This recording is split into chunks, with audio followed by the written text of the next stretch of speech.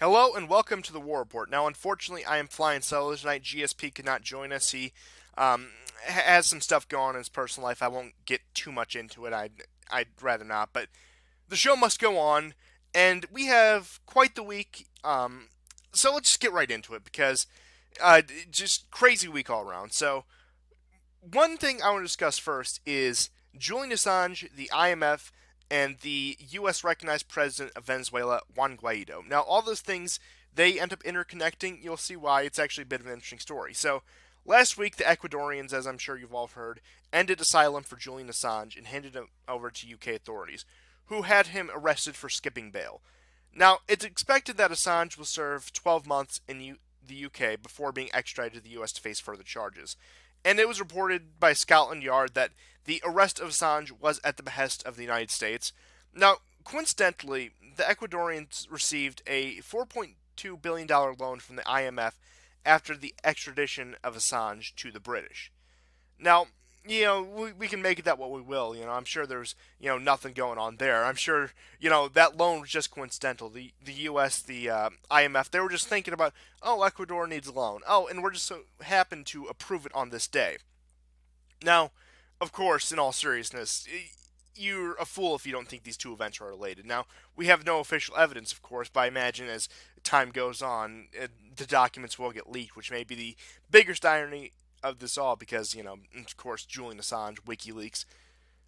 But it's all very interesting. But another story about the IMF I did want to cover was they also decided not to recognize Guaido as the president of Venezuela, as the interim president of Venezuela, which does throw me into a bit of a loop because during this whole debacle of Venezuela with the U.S. revoking recognition for Maduro's government, I never thought it was about the oil. I never thought it was about because it didn't make any sense. The U.S. has plenty of oil, and you go through the OPEC thing. Venezuela isn't exactly a challenger to Saudi Arabia or any of these other major OPEC countries. In fact, I believe Venezuela is actually part of the OPEC cartel. So, that's in a story in and of itself. But I assumed it was over the IMF loans. I assumed because Maduro did not want to take an IMF loan for his nation. But then all of a sudden you have the IMF not recognizing Guaido, who I assumed was probably going to be the IMF puppet.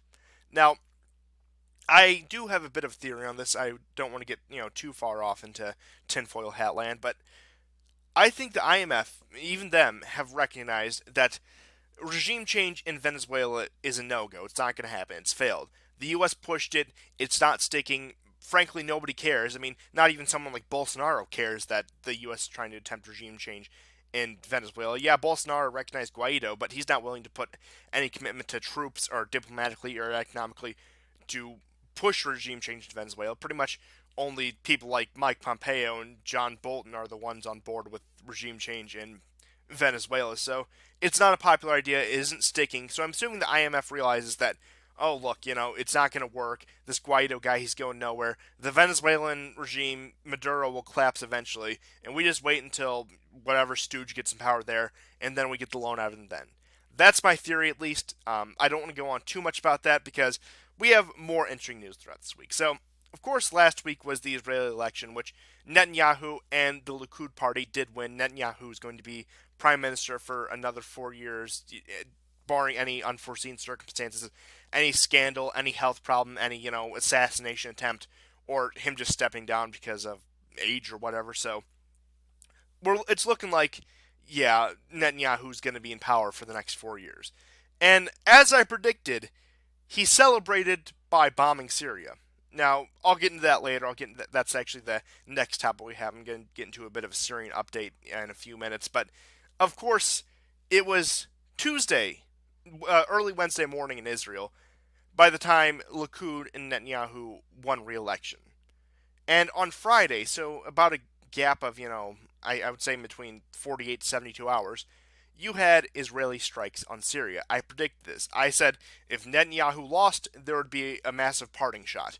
If he won, it would be business as usual, and the weekly strikes would continue.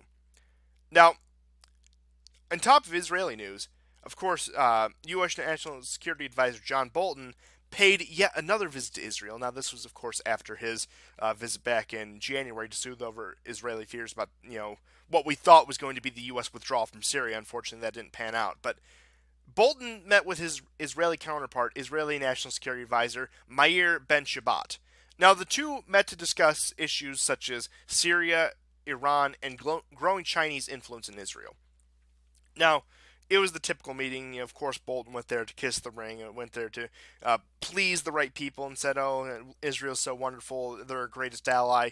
Oh, the U.S. is so committed to Israel and its cause because it's just so wonderful, and it brings a tear to my eye looking how close the U.S.-Israeli relationship is." Now, the main thing, of course, they discussed was growing Iranian influence, particularly in Syria. But if you allow me to put on my tinfoil hat on this issue, I believe Bolton and Ben Shabbat are probably planning the next false flag for Syria. Maybe not a gas tag, maybe not a fake gas tag, maybe not anything like that, but they're going to do something to justify further U.S. action or continuing presence in Syria.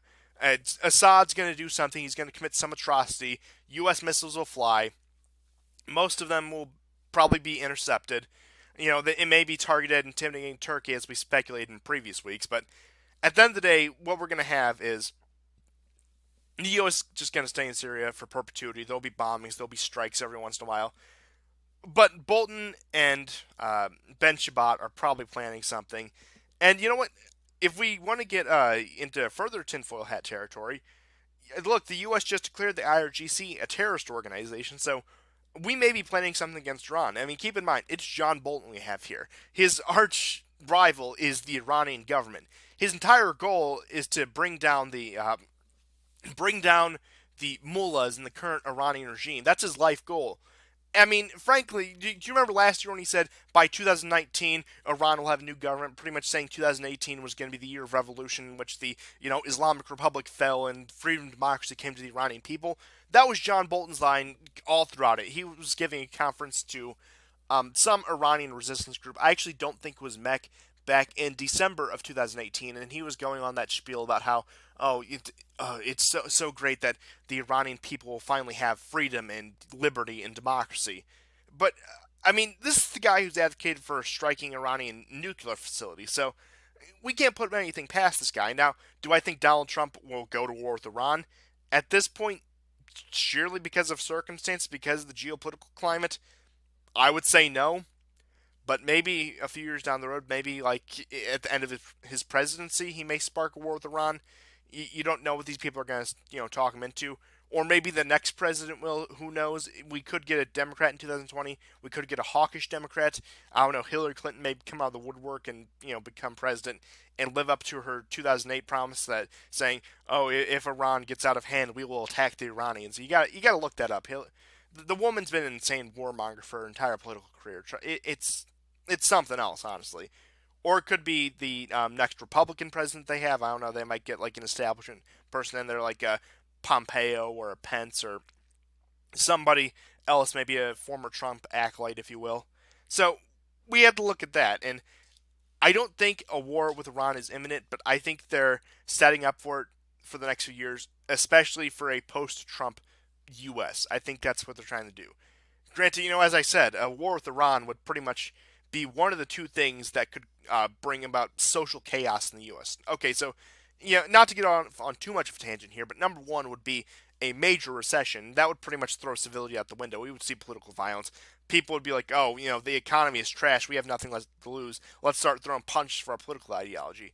Another thing that could send the U.S. in social chaos is a war with Iran, which would, according to 2003 figures, 2002-2003 figures, the war games we did back then, that would be an estimate of 20,000 casualties on the first day. And keep in mind, that's 1/3 of what our total casualties were in Vietnam.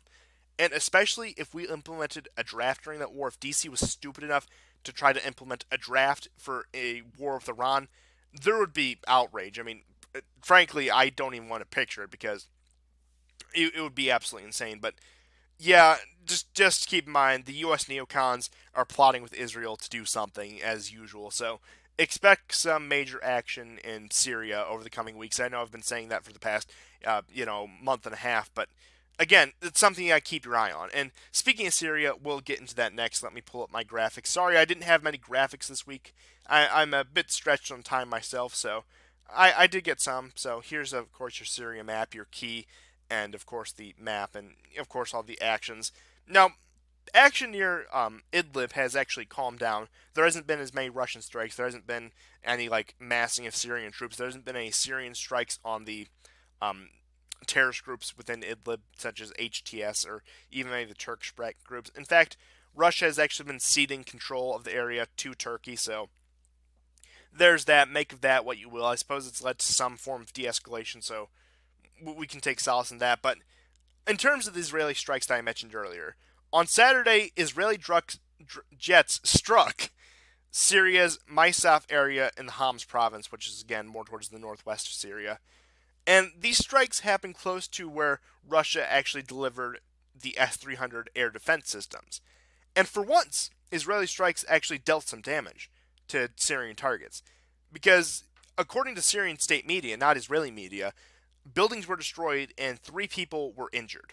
Now, again, this is business as usual. Israel fires missiles, most of them get intercepted. They might hit a building with two, they might cause wounds to some Syrian personnel, but ultimately it's back and forth. They might hit like Hezbollah or Iranian weapons depots, but at the end of the day, it's again just a back and forth. Israeli missiles get fired, Syrian anti-aircraft get fired. But I'm curious to see the S-300 in action because it's only a matter of time before the S-300, moves to intercept an Israeli strike. And you know what? For our sake, I hope it's not an actual aircraft. I hope it's a missile because, again, that would lead to a major incident. John Bolton back in September was warning, oh, Russia better not give Syria the S-300. That'd be a big no-no. And then all of a sudden, an Israeli fighter gets down by an S-300. You're gonna see John Bolton, Mike Pompeo, and at that point, probably even Donald Trump get, I can't believe, Russia escalated the situation, and we must, move to punch the Syrians and the Russians, sanctions, surgical strikes, blah, blah, blah, blah, blah. Whatever these neocon chuckleheads are going to throw at us next. But interesting news in Syria. In Aleppo, a Hayat Tahrir al-Sham attack killed 20 people and injured several others on Sunday. I didn't get an exact total for the injuries, but the jihadists shelled the Khalidaya district in the city and said it was in response to recent Russian and Syrian government strikes on Idlib over about the past 6 weeks or a month and a half or so. So we have formerly, at least, formerly U.S. backed rebels shelling civilian populations over Russia and Syria hitting militant positions. These are the kind of people we're dealing with here. These are the so-called good guys, the moderate rebels in Syria, the ones that we gave so many tax dollars to up until recently. Truth be told, we're probably still giving tax dollars to them. I know Trump, as much as I've been critical of him, he cut aid to the CIA program and actually moved it more towards the Kurds and the SDF and the other so-called moderate rebels and in northeastern Syria, that big patch of yellow you see right there on the map. So there's that at least. And other big news for Syria is actually a bit of a follow-up on sort of the Iraqi-Syria situation we were talking about a couple weeks back. Is on April 16th, yesterday as I'm recording this, probably 2 days ago, as you'll be watching this, will probably get broadcast on Thursday. Syria deployed additional forces along the Iraqi border in preparation for the reopening of a major international highway that was closed at the beginning of the war. Now, this follows the visit to Syria by Iraqi military officials, as we were discussing, and the speculated future visit to Baghdad by Assad next month. Now, this highway would also give Iran direct access to Syria. Now, we all know the Iranians have been providing logistical support and weapon support and even some training to Syrian forces, and they've actually been a pivotal part in why Assad is still in power. Specifically, Soleimani, who's the commander of the Quds forces of the IRGC, which, like I said, of course, the U.S. just recently declared a terrorist organization, which Iran responded in kind by declaring the U.S. Central Command a terrorist organization. So, that's fun. It's not like we're spiraling towards war, with Iran or anything. It's not like that would be absolutely disastrous. But you know what? I have faith in the people in power. they would never lie to us. Iran is the number one sponsor of state terrorism, and I love the state of Israel. And I am just going to toe the official line because, it's just so wonderful the world we're living in now. But sarcasm aside, sarcasm and snark aside, this is a major development, and the U.S. isn't going to be happy about this. And of course, this follows the Iraqi Iranian. Pretty much, they agreed they were going to cooperate on air defense, specifically on Iraq's western airspace, which, again, you would think U.S. strikes or, Israeli strikes on Iranian targets or Iranian-backed militias. That's what my mind would go to, at least. But it's interesting to see this growing sort of. I hate to use the word axis as such a negative connotation for something I feel pretty neutral towards. It's interesting to see, I guess, say this growing Iranian sphere of influence, where they've pretty much gotten their sphere of influence in Iraq since the fall of Saddam Hussein, the rise of pretty much a bunch of Shia militias, and of course have strengthened the relationship with Assad's government, and of course are strengthening relations with the Houthis in Yemen, which I'll get into right now. So, of course, Trump has been disappointing as of late, and Yemen is no exception. So, Trump has used the second veto of his entire presidency to continue U.S. support for the Saudi coalition war in Yemen. Now, needless to say, I am not happy with this. I am very angry at Trump for this. This, on top of many other things, on top of his foibles on immigration, his other moves foreign policy-wise, which, I'll get into. Look, Trump has just been frustrating with me lately, and, it's a shame because he's probably the best alternative for 2020. I mean, I doubt Tulsi Gabbard is going to be the Democratic nominee, which at this point I would, strongly consider supporting her over Trump. But that's aside the point. But Trump has, of course, used the second veto to support the Saudi war in Yemen. Now, Trump, who during his campaign and during even the early years of his presidency, panned U.S. foreign intervention and these pointless wars, now has the chance to get the U.S. out of war, which he has failed to do so in both Afghanistan and Syria, both broken promises. Now, it's interesting because, of course, the left, the liberals, the Democrats, were angry at Trump for this. Now, of course, it's Donald Trump, so they're pretty much going to inherently oppose anything he does, and if they support it, they'll find some way to justify how it wasn't really him, and how it was either Obama or somebody within the Trump administration that isn't that bad. They'll find some way to paint it that way, so Trump's war in Yemen, of course, it's Trump's war now. It was started under Obama, but Trump has made it his war, unfortunately. And I hate to say it, but we're seeing growing opposition towards it, especially over the Khashoggi thing that really brought the world spotlight to Saudi Arabia. And there are just various, maybe I'm exaggerating a bit here, but there are various crimes against humanity, if you will. I know I'm not a fan of the whole my human rights thing. I think it's more of a wedge than anything. I think the concept of human rights in international law are a bit ridiculous. But if there ever was a case, I would say Saudi Arabia would be it.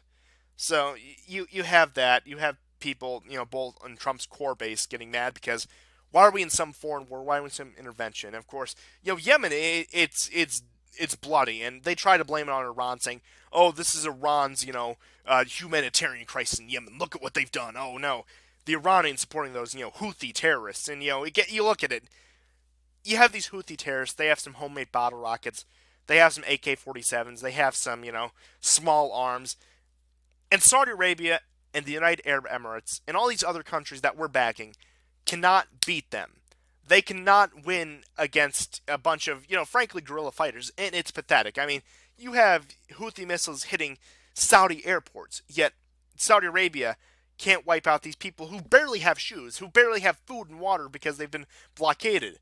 Iran has gotten support into the country, but again, it's ridiculous that, okay, look, let's say you don't care about the, human rights. Let's say you don't care about any of that. Let's say you're actually in support of the war in Yemen. Look at the allies you've chosen.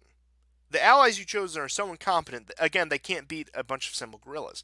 So if you're trying to argue from the pragmatic standpoint about curtailing Iranian influence, this is the wonderful crack team you found to curtail Iranian influence.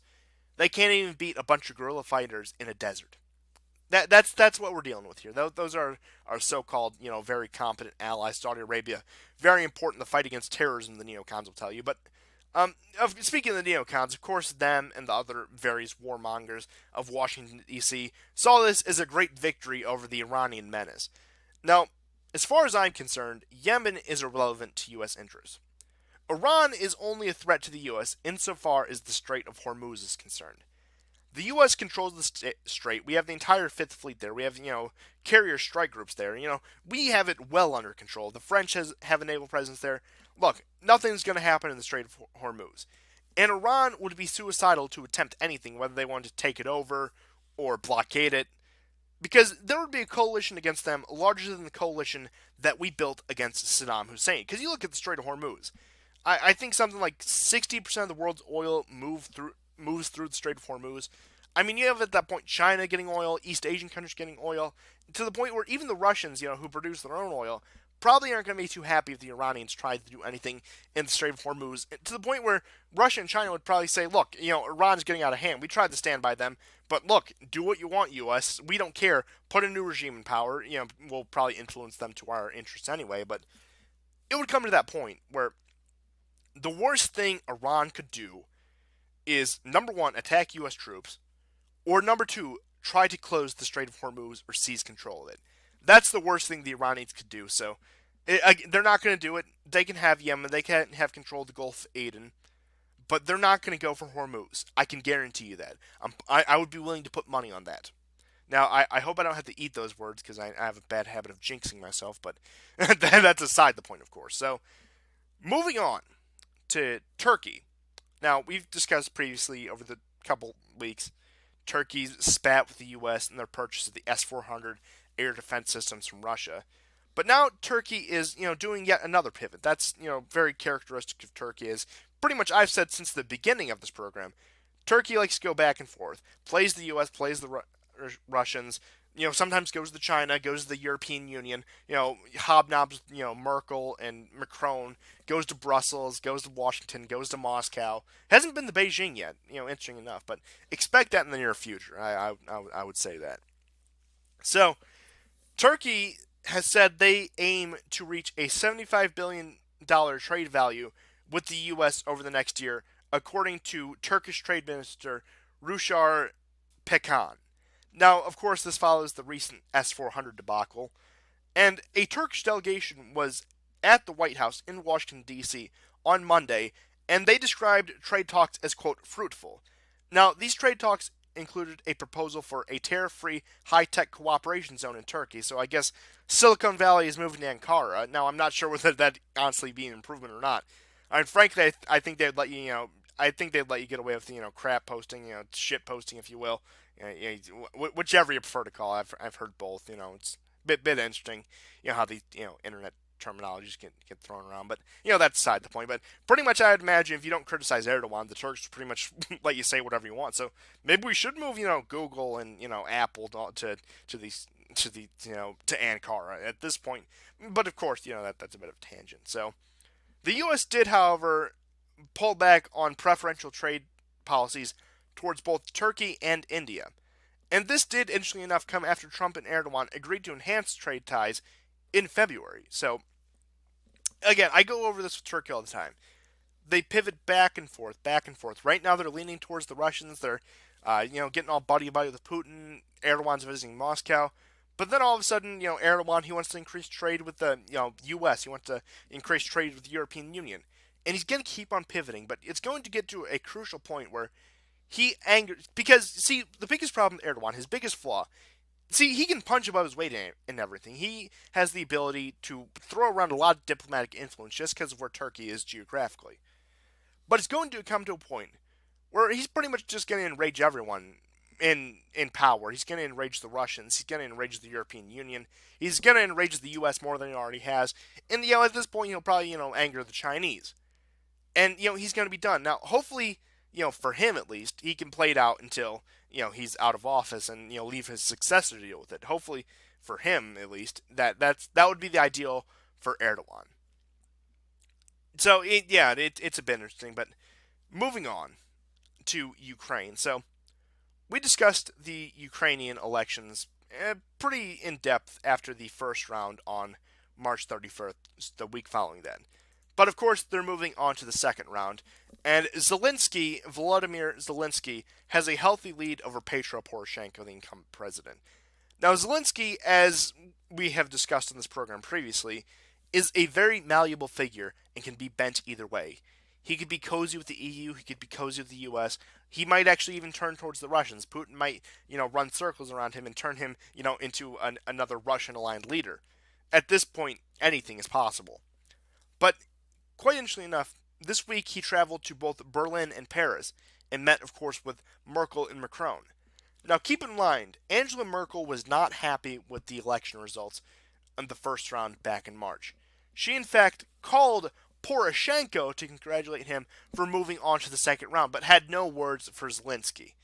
Of course, France was a bit more conciliatory towards Zelensky, and Macron, I suppose, he has a bit more foresight in that sense. So it's going to be interesting to see how this plays out, considering the fact the U.S. hasn't really made any comments on these last elections. We've been pretty quiet as of late. I mean, things could change. We could be, denouncing him. We could say he's some great ally in the future. Look, time will tell. This guy has no real policy. He has no real platform. But as I previously speculated, I thought Zelensky would be at the center of a tragic accident or scandal orchestrated by the US or EU. But as Election Day grows closer, which is on Sunday, April 21st, it seems less likely that something is going to happen to him. Now, and Zelensky, as I was saying, has no real ideology, and has, as of late, been parroting US and EU talking points. He's been talking about, oh, we're going to get into NATO, we're going to get into the European Union, we're going to get Crimea back from the Russians, we're going to take care of the Donbass issue politically, we're going to negotiate with them. So who knows where this guy stands? I don't. Again, he's very malleable. He could become a U.S. puppet just as easily. He could become a European Union or Russian puppet. I don't think this guy is going to be governing an independent Ukraine just because of where Ukraine is and who he is. Ukraine is going to probably be a satellite state of whatever power is lucky enough to influence Zelensky first. Again, the guy is a literal TV comedian who is running at the behest of other people because they didn't like any of the other political choices, saying, I guess I'll run if you guys want me to. So, in a way, he's almost in the truest sense, populist. He pretty much lets the people govern him. But aside from the election, there's actually been a bit of a, I guess you say, comical event in Kiev, which we'll have a similar story about Poland coming up here. But this year, Kiev was the host of the European Lesbian Conference. Now, this was met with protests from the right-wing nationalists and the religious groups. Now, this is yet another example of two U.S.-backed groups fighting each other, and frankly, it's hilarious. You have the hardcore Ukrainian nationalists, who, of course, they don't like the gypsies, they don't like any of the LGBT stuff, they don't like any of this. I mean, look, you go as far as Azov, of course, they're like an odd mix between Zionists, neo-Nazis, and Islamic terrorists. They're a very interesting group, trust me. But yeah, these U.S. EU-backed Ukrainian nationalists from Western Ukraine, they are not the biggest fans of liberalism or progressivism, if you wouldn't believe. Now, of course, U.S. foreign policy is promoting, women's rights and, LGBTQ CIA rights. So it's interesting to see these groups clash, especially as the nationalists fall out of favor with the U.S. Because the U.S. was all on board with the nationalists, their paramilitaries, and their political parties, because they thought, oh, they're going to drive Russia out of Donbass, and they might get Crimea back, but they're going to drive Russian influence out of Ukraine. Now, 5 years on, they haven't, and Ukraine still has plenty of Russian influence, especially in the east. I mean, Crimea is still under Russian control. So, as far as the U.S. and EU are concerned, the nationalists have failed them, and it's going to be funny to watch these people watch Ukraine as a country have to crawl back towards Russia, and I mean that's at least my projection over the next few years. That's what's going to happen in Ukraine. But so as I was saying, you have these U.S.-backed nationalists who are against the U.S.-backed gay rights movement, and you also have the more pro. I mean, you'll remember back in Odessa there was a pride parade, and you had a priest blessing the street afterwards, trying to cleanse it from the filth. Now, the interesting thing is, I believe that was actually from the he was from the Russian Orthodox Church rather than the Ukrainian Orthodox Church. Which, for those of you who've been keeping up, again, they're trying to splinter it. Of course, Mike Pompeo and the CIA and the State Department are all on board with that. So, of course, no attacks there, no contrived, completely natural, completely organic dispute. Believe me, trust me, they would never lie to you. But yeah, it's interesting to watch European countries, especially Eastern European countries, rebel against this U.S. promotion of, I guess you could say, liberalism. And following up with that, Poland on Saturday held its first LGBT pride parade, and I'm probably going to butcher the pronunciation of this town, its name, Gniezno. That's Gneinzo,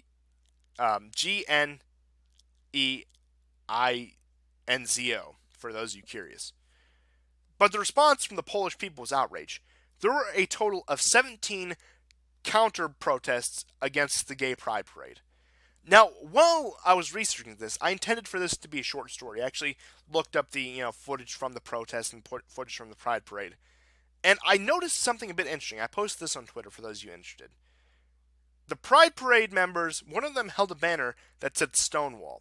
Now, Stonewall is an LGBT rights group founded in 1989 based out of London, and is, of course, named after the 1969 Stonewall riots in New York City.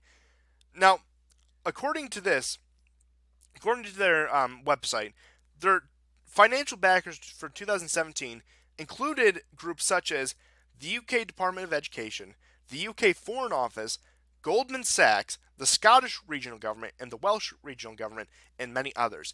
As I said, I posted that on Twitter. I will also link to their financial statement for 2017 below in the description. So for those of you interested to look into that. So yeah, when I say, oh yeah, these gay rights movements and these feminist movements are being funded from outside forces, usually the U.S. or UK. I'm not joking. I'm not exaggerating. I'm not doing it just for some meme, or I'm not doing it for my own agenda. This is quite literally happening. I mean, the State Department admits to it. The State Department admits to many things that you'd think they wouldn't. And now we have all these groups that have donated to this, nonprofit pro-gay charity group. So it's very interesting to look into. So the Western mainstream media, of course, did not touch the story of the counter demonstrations for obvious reasons. The protesters were not radicals. They were not far right, as the limited coverage would lead you to believe. They looked like normal, everyday people. Some of them covered their faces, but based on the way everyone was dressed, it looked like probably a weather-related thing. Now, I would consider this a failure for mainly the UK, because I would suppose through Stonewall they were the main ones backing this. I would consider this a failure. The Polish people revolted against this, taste of liberalism. See, we try to spoon feed these countries neoliberalism and these other things, the LGBTQ CIA, as I, have dubbed them and have overused. We tried to spoon feed it to them. We tried to, just ease in their society. And we eased just one pride parade into one town, most people have never heard of, outside of Poland. And the people, I guess you could say, outright revolt. Now, it didn't get violent, but there were a lot of protests against it. There were a lot of more nationalistic right-wing protesters against it, similar to Ukraine. So it's interesting to see that these U.S.-aligned countries are rebelling against the same liberalism that the U.S., EU, and NATO shoves down their throat. Now, the reason I mention this story, as well as the one in Ukraine, is I want you to keep this in mind for the next story I'm about to get into. So, the U.S. is now beefing up its presence in Europe militarily. So the U.S. has announced it will be temporarily deploying a Terminal High Altitude Area Defense THAAD system in Romania throughout the summer. Now, reportedly, this is to fulfill the role of the current Aegis Ashore defense system, which is undergoing maintenance currently, that we've had in Romania for several years now. Now, I have a feeling that the THAAD system will remain much longer than originally intended. Now, this, of course, follows the U.S. announcement that anti-missile systems will be put in Poland, I was just talking about Poland, next year in 2020. Now, of course, this is all in reaction to the U.S. pulling out of the INF and the Russians saying, if you're out of the INF, we're out of the INF. So, you have that. You have the buildup of missile defense systems in Eastern Europe. You have Russia with their new missile designs. So, things are heating up. It's getting a bit concerning. I don't think we're on a path towards nuclear war, but things are getting tense. We're getting towards, I would say, like 80s levels. Yeah, I'm not going to say Cuban Missile Crisis levels. I don't think we're that bad, at least not yet. Hopefully that can be avoided. But I say we're under like early Reagan levels, like when Reagan first came to office against the Soviet Union. The last couple years of Brezhnev's life, and they were really going head to head. But on top of the U.S. anti-missile systems that have been deployed in Eastern Europe and are going to be deployed in Eastern Europe, we have also deployed two B-52 bombers to the UK, and both countries will be conducting air exercises over the Baltic Sea. Now, for those of you who know your geography, Baltic Sea right there next to Russia, right there, St. Petersburg, of course. You also have Estonia, Latvia, and Lithuania, which are NATO members. So we're grazing Russian airspace right there. So there's that at least. Now, to me, the increased U.S. presence in Europe, especially Eastern Europe, is a sign of desperation. It seems like the U.S. is grasping on for dear life for their control over Europe. Now, I also have a feeling the U.S. will overstay its welcome. Poland and Romania will likely soon realize that these missile defenses come at the cost of your culture. You want a THAAD, you got to accept Pride Parade, Bucharest, and Warsaw. I mean, that's the price it's going to come at. Now, as I said before, I expect there to be U.S. protests against the U.S. in Europe throughout the 2020s. Maybe I'm exaggerating a bit here, but I expect the U.S. presence in Europe in the 2020s to be similar to the Soviet presence in the Warsaw Pact in Eastern Europe in the 1980s. You're going to see massive protests against U.S. influence, U.S. military sites. Again, the people are going to rebel against this, especially if they keep up, this Pride Parade thing, which are funded by, as I was saying, these UK firms. I imagine probably the U.S. firms, especially the U.S. announcement that we're going to be pushing to decriminalize homosexuality worldwide. I imagine it will go beyond decriminalization, push for tolerance and acceptance, because of course it always does. It always goes that way. But to close out the show, I do have a bit of, I would say, good news we could cover. So Kim Jong-un seems open to a third summit with Trump after the deadlock in Hanoi, Vietnam, back in February. Now, North Korea has taken more hawkish moves as of late in terms of rebuilding up some military presence, but definitely we are not at the level we were in 2017, back during the Little Rocket Man days when North Korea was doing missile tests and the U.S. was sailing carrier groups off the coast of North Korea, and it seemed like a lot of preparations for war on both sides. So we're not at those levels, fortunately enough. We managed to avoid that as of now. But as I have said repeatedly, one area I still have confidence in Trump in is East Asia. If U.S. North Korean talks succeed, that's wonderful for Trump. That's a victory for Trump. And that diffuses a lot of tensions. But if U.S. North Korean talks fail, if Trump and Kim don't reach an agreement, if they come to a deadlock, especially on denuclearization, the ball has been rolling already. And you know what? In large part, that's thanks to Trump. That's thanks to his actions. The two Koreas are cooperating. They're cooperating more than ever. The DMZ is becoming more demilitarized every day. It's starting to actually live up to its name. So there's that. And the two Koreas are going to, continue to cooperate. Because just because North Korea and the U.S. are on bad terms doesn't mean South Korea wants better relations with its neighbor. They're co-ethnics, if you will. I mean, they're both Koreans. It's not like there's some ethnic difference. They're both Koreans, and they both seem to be working towards cooperation. And, Moon and Kim Jong-un, they've had pretty fruitful meetings pretty much ever since February of last year. So this could happen absent the U.S. But you know what? The U.S. got the ball rolling on this, and I would say it's probably going to be one of Trump's biggest accomplishments, probably his biggest legacy, is the fact that he moved Korea closer towards unification. Now, it also seems as if Kim intends to meet with Vladimir Putin soon. Now, this is likely to show both Trump and Xi that there is another option he can turn to. And you look at it, the Russians probably have the biggest interest in seeing a unified Korea. Because China gets to use North Korea as a buffer and a wedge against South Korea, Japan, and the U.S. The U.S. gets to use South Korea and their increased presence there as an excuse to have more troops in East Asia. Russia has decent relations with both North and South Korea.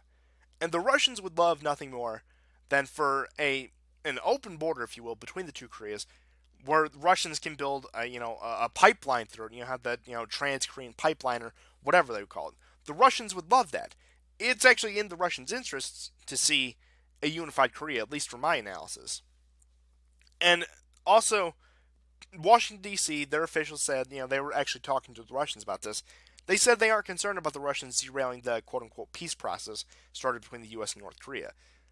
So, you know what? It looks like what we started may be finished by others, and if that's the case, so be it. Look, I've defended the U.S. presence in East Asia, but I think if there's, a relative state of peace between the Koreas, we can get the troops out of the Korean Peninsula. Which, look, I'm in favor of some troops in Japan. I'm in favor of the troops we have in the Philippines and the other several islands we control or either have a lot of influence over. That's about my support for U.S. foreign presence. So I can get behind that. I can get behind Kim meeting with Putin. I can get behind North Korea becoming a more normalized state because you know what? If the U.S. isn't able to force denuclearization, which again I'm sort of ambivalent towards this issue on now, but if North Korea becomes more integrated with the world's major powers, look, Russia is going to lead to the countries Russia's on decent terms with in Europe and Asia. Same with China. More of the West might start opening up. Hell, the European Union at that point might start opening up to North Korea. And if we can integrate North Korea into the world stage as just as part of the world, it might not matter if they have nukes. It might not matter, especially if unification efforts with South Korea persist, which it looks like they're going to. But I do have to say, I'm sorry about a bit of a shorter show. I was solo today, and I didn't have as much time to throw together the notes today. I honestly should have done it yesterday. I was thinking about that, but I hope you guys enjoyed this short edition of the War Report. I will see you guys next time, and goodbye.